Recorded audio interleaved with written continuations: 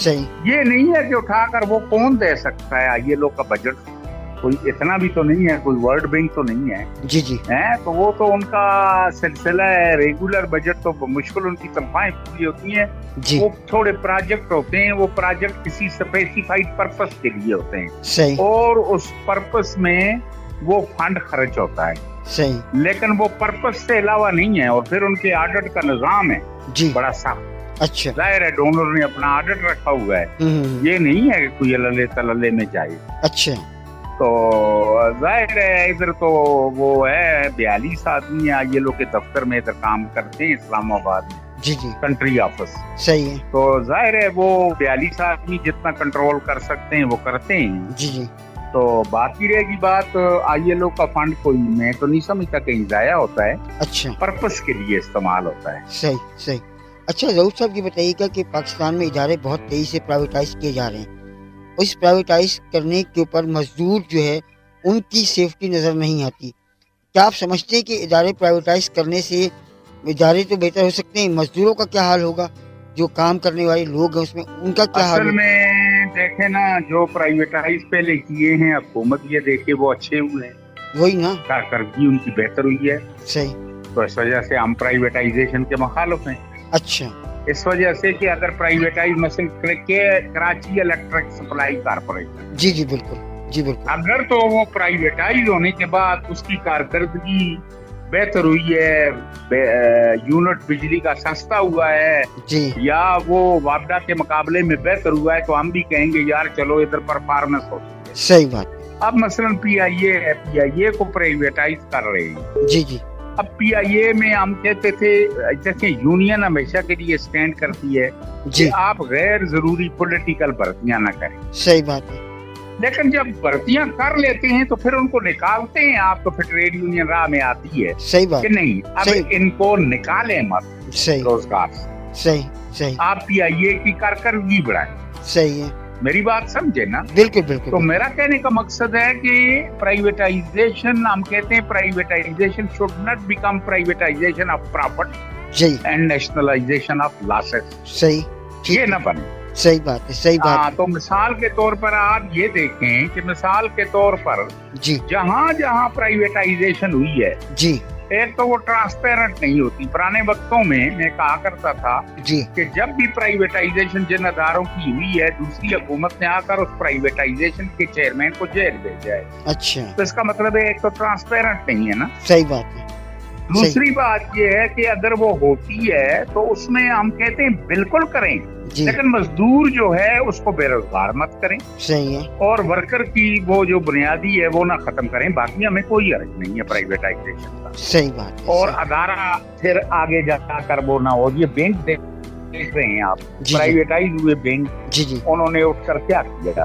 صحیح بات ہے. خربوں ٹریلین کے مالک بن گئے بینکوں کے جی جی مالک. بالکل بالکل. لیکن ورکر کو کیا، کچھ نہیں ہے. ان کی کتنی اثر پڑا، ان کی امپلائمنٹ پہ کتنا اثر پڑا؟ کچھ بھی نہیں.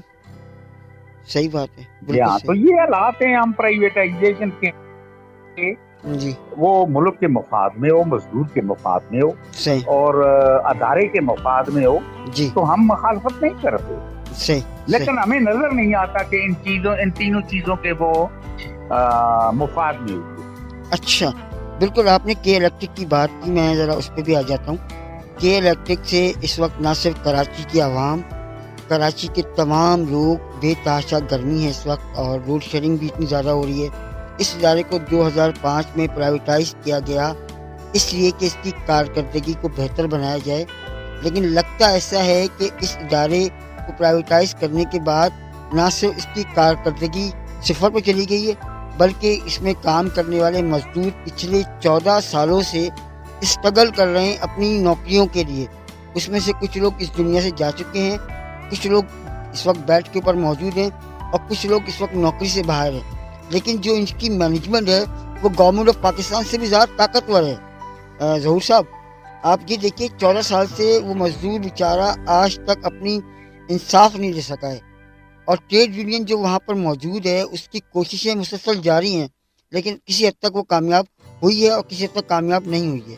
کیا کہیں گے آپ؟ اصل میں یہ ہے نا، बिल्कुल आपने दुरुस्त फरमाया, यही हालात हैं, यही हमारे आगे एक मिसाल है जी कि आपने प्राइवेटाइज की के इलेक्ट्रिक, जी जी तो वापडा के मुकाबले में इसकी कारकर्दगी जो प्राइवेटाइज अभी नहीं हुआ वापडा, जी जी तो कारकर्दगी आपने वो देख ली के इलेक्ट्रिक की। जी जी बिल्कुल अब ये है कि वापडा की भी कल प्राइवेटाइजेशन करेंगे तो कारकर्दगी देख लेंगे, सही है जी। जी देखिए पहले ही बेरोजगारी की आप PIA से आप मुलाजमों को निकालेंगे, जी जी उसे मुनाफे वाला बनाएं।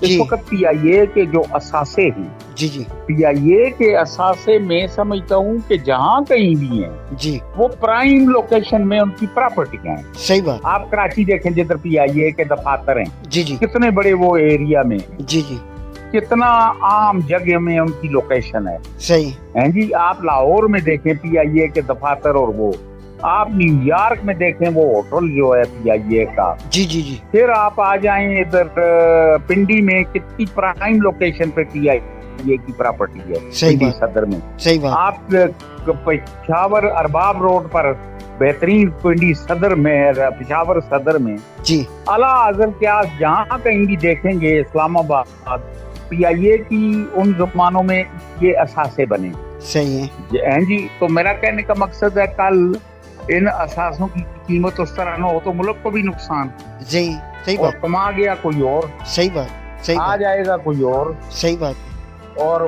परेशान होगी अवाम, सही परेशान हो गया मजदूर। सही बात बिल्कुल सही कह रहे हैं। ऐसा ही सूरत हाल है इस वक्त कि मजदूर, अगर आप कोई भी इदारा प्राइवेटाइज कर रहे हैं, इससे मजदूर डिस्टर्ब हो रहा है, इसको निकाल दिया जाता है, उसे बेरोजगार कर दिया जाता है, उसके बच्चे फाका कशी की सूरत हाल से गुजर रहे होते हैं, और उसके बाद उसको कहीं और नौकरी भी नहीं मिलती। जहूर साहब आप ये देखिए, उस मजदूर का हशर देखें क्या होता है कि वो कहीं और काम भी नहीं कर सकता। असल में यही है ना, हम तो ये कहते हैं ना स्टील मिल है, जी कितनी बड़ी प्रॉपर्टी है नीचे, सही बात कितनी बड़ी प्रॉपर्टी उस जमाने में, आखिर सदारे ही उसकी बनाई है। जी तो मेरा कहने का मकसद है कि स्टील पाकिस्तान में हर जगह मुनाफा बख्श है। जी हाँ बिल्कुल लोग स्टील से कितना पैसा कमा रहे हैं, बिल्कुल कमा रहे हैं। वाई स्टील मिल कराची नहीं हो सकती।